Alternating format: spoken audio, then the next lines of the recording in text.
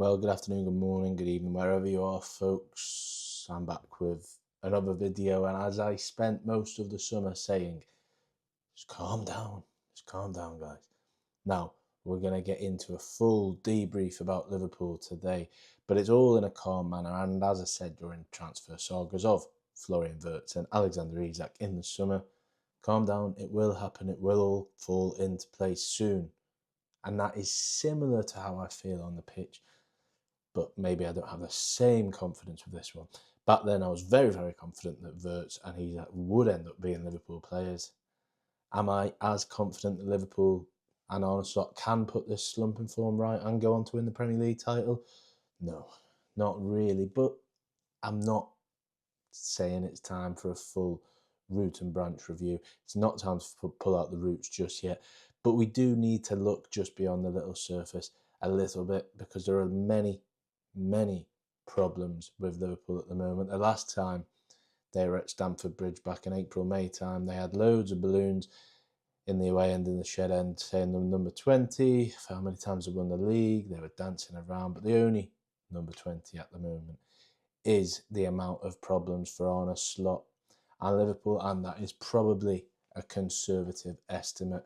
Now, most of my videos this season have been from stadiums or from the AXA, looking at games, previewing games, reviewing games, looking at transfer sagas. Now we're back. We're having a bit more of a calm debrief, and we're going to look through all the problems facing Liverpool. And I think, where do you start, really? Because, well, we're going to talk about the defence. We're going to talk about the Florian Wirtz, the Alexander Isak conundrum. We're going to ask, are they missing Trent? How much are they missing Trent? We're going to look at Mo Salah.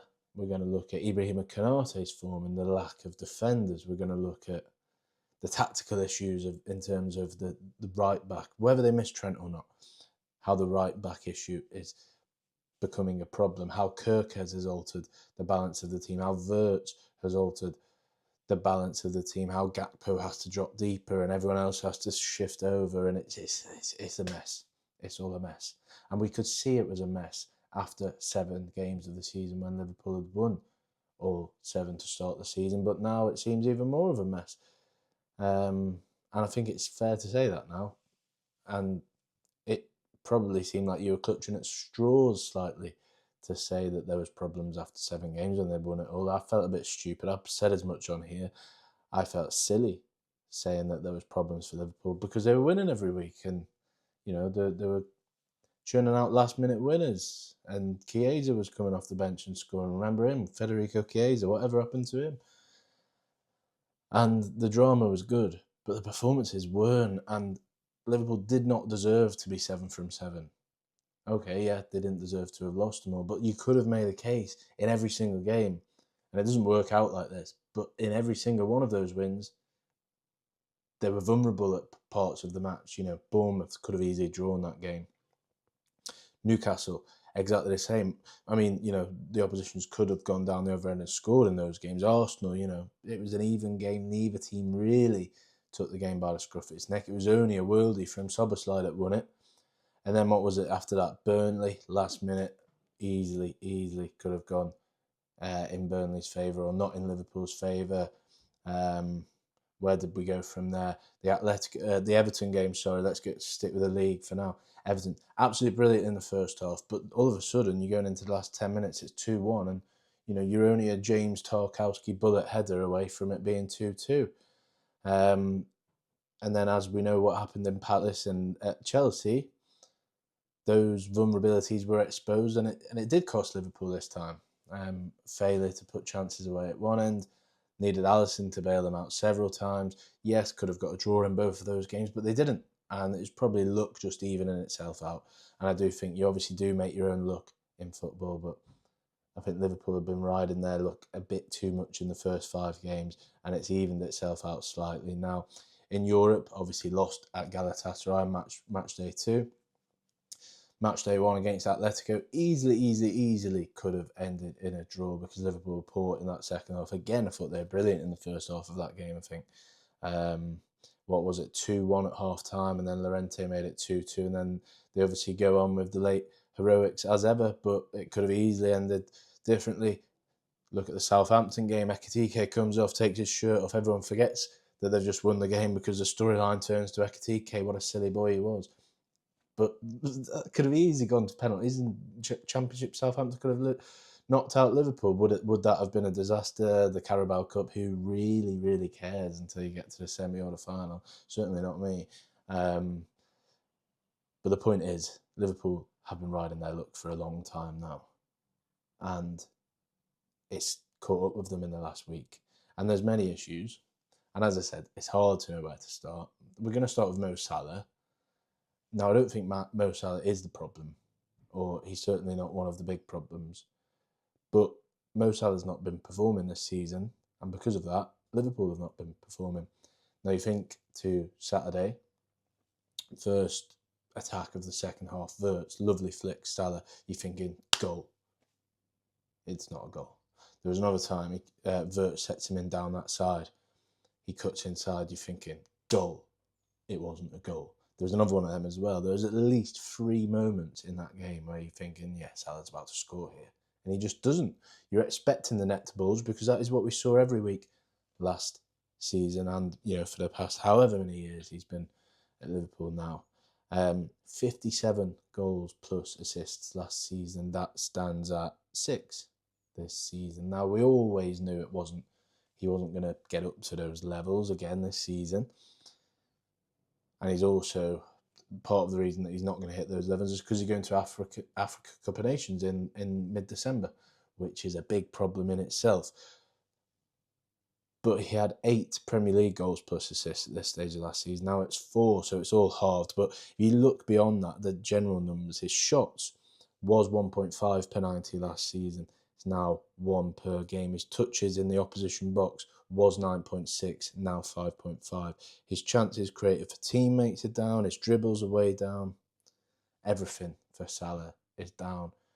And the problem with that is when Salah's not performing, who is there to step up and win games for Liverpool? Now, hopefully, Liverpool will hope that Alexander Isak can be that man soon, but he's not fit. And we'll come on to Isak shortly.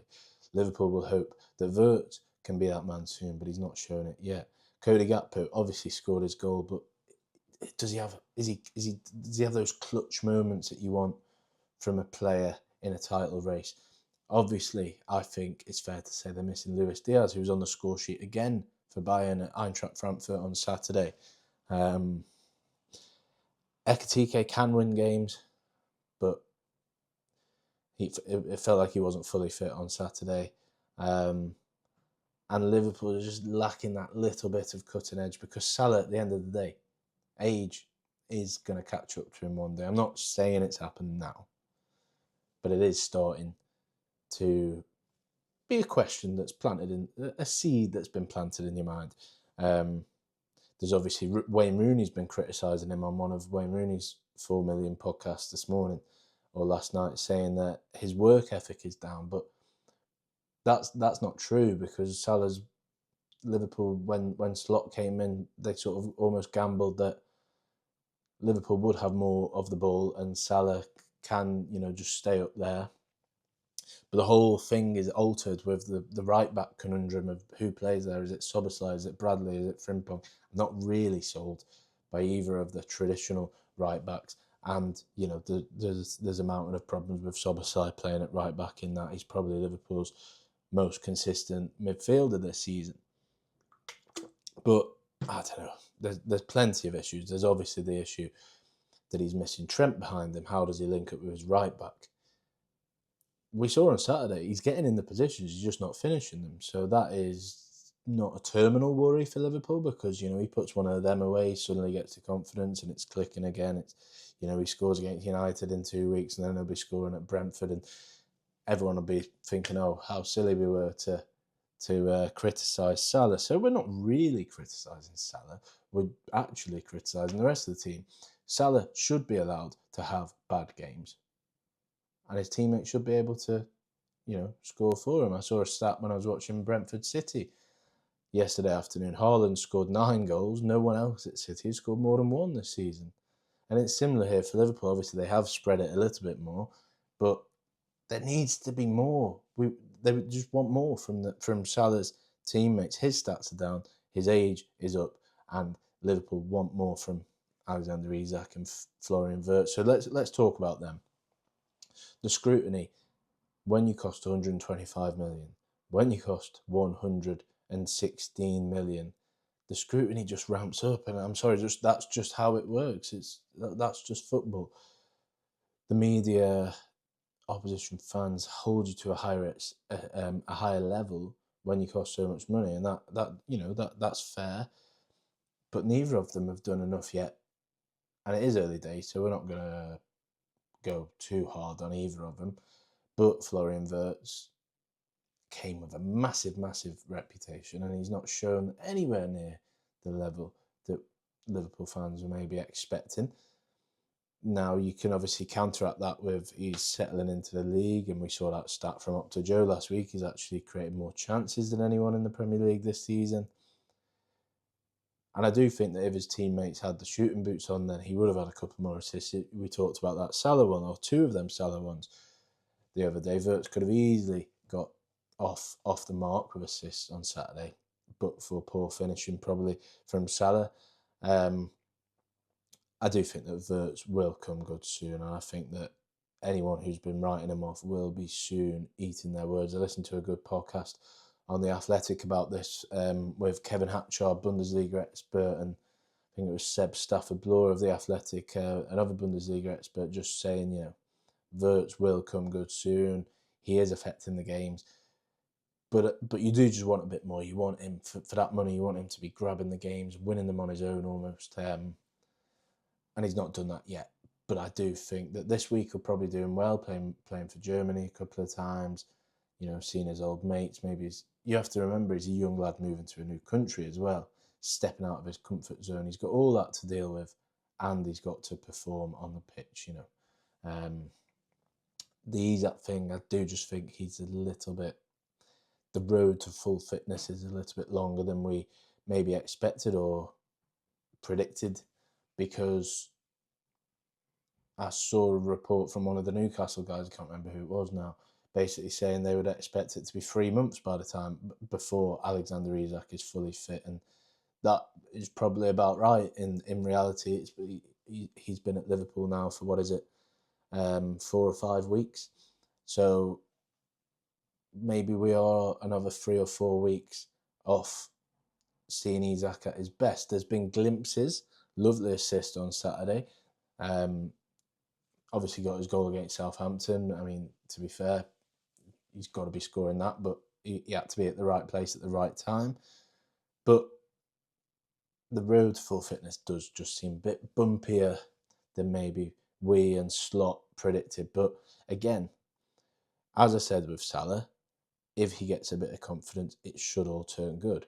With Wirtz, if he starts clicking, then it should all come good. And the same with Isak. When he's fit, I'm sure he will be firing. And, Ekitike has been very good in his first few weeks in the Premier League. I think it's fair to say he's probably been Liverpool's best summer signing.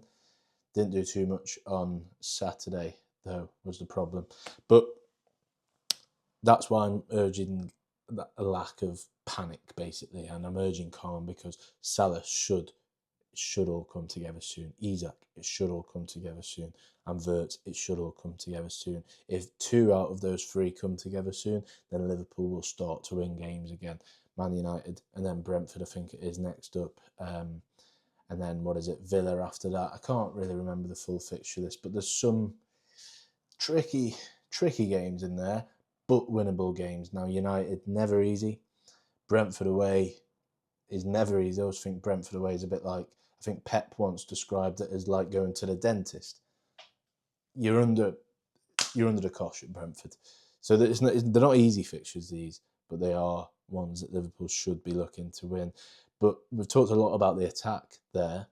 I think we do need to talk about the defence, because this is the main problem. So this time last year in the Premier League, Liverpool have conceded 2 goals. Now that is 9. Now, obviously, 2 was probably massively overperforming the XG, but 9 goals conceded is, I mean, exactly, it's not a disaster again, but it's poor for Liverpool standards. And that's obviously just Premier League, not counting the 4 that they conceded against Atletico, Galatasaray and Southampton. And it, as well, you have to say, it probably could and should be more, if not for Alisson bailing them out in a couple of games. You know, Palace last weekend could have easily been way down at half-time. Galatasaray could have gone 2-0 up. And this is only the last week I'm talking about here. Mamardashvili made some nice little saves actually on Saturday. Not a bad debut all in all, apart from giving away that silly throw in. But I do also think the whole left foot right foot thing needs to be worked on, because you know he's obviously left footed, and Virgil and Konate were playing passes to him, almost forgetting that he was Mamardashvili and sort of thinking that it was Alisson behind them. So that's a problem. Obviously, Enzo hit the post. Enzo Fernandez hit the post. So Chelsea could have scored a couple more, really. So they've conceded 9, and that is in the Premier League, and that is probably good based on the chances they have conceded.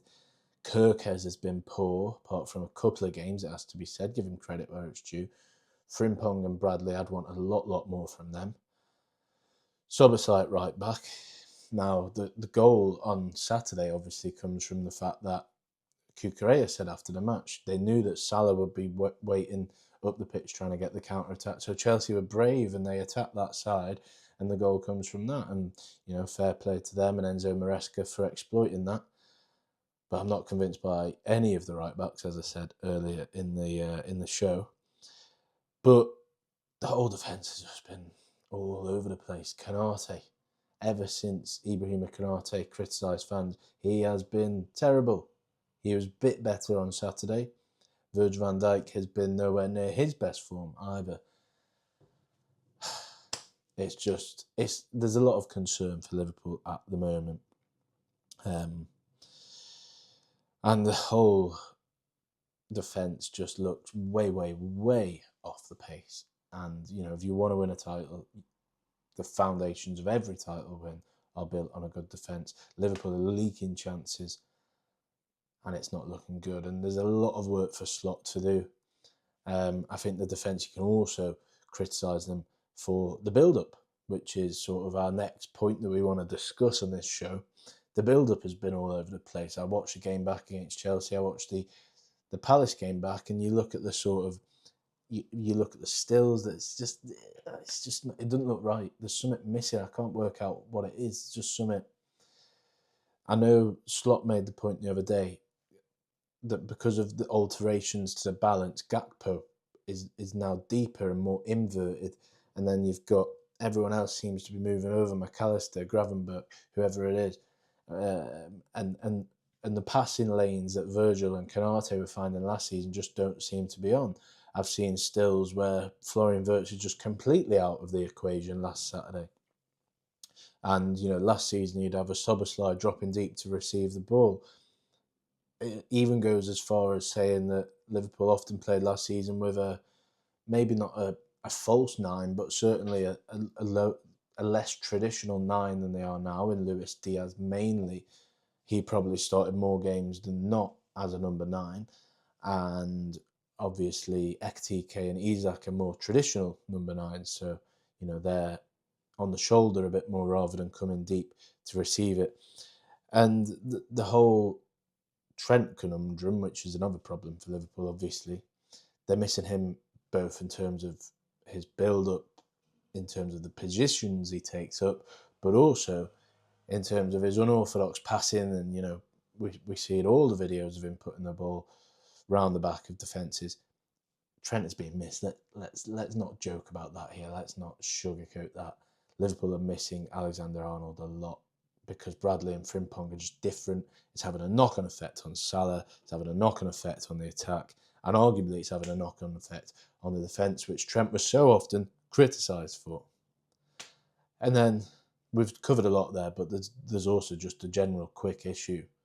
They're now being chased. They're not the chasers. It's everyone's cup final. There's fitness issues. There's obviously the off-the-pitch issues of the tragic loss of Diogo Jota in the summer. It's clearly, whether it's having an impact or not, it's clearly something to be considered, and also a reason to cut them a bit of slack.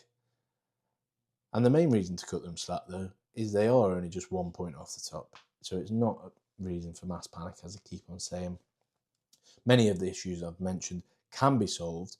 There was plenty of questions asked about Arne Slot last season, and he came up with answers for all of them, and they won the league at a canter.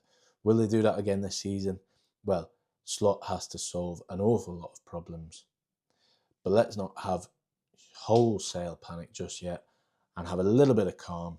Now, we're already into 20 minutes, so I'm going to wrap it up there. There's obviously a lot of problems that we've got into, a lot of issues. Can Liverpool solve them? Have I covered all the problems? Let me know in the comments. Don't forget to like and subscribe to the channel if you don't already. It's been a big deep dive into Liverpool's issues. There are plenty, but I have confidence that Slot can put at least some of them right. And, you know, it's not time to throw in the towel just yet. They're only 1 point off the top. There's 31 games of football still to be played in the Premier League. So calmer, as I always say. Issues to solve, but they are solvable. It's Monday afternoon. The sun is shining, so have a good week all. Try and forget about Liverpool's issues. Don't forget too much that you forget to watch these videos. But have a good week all, and I'll see you soon.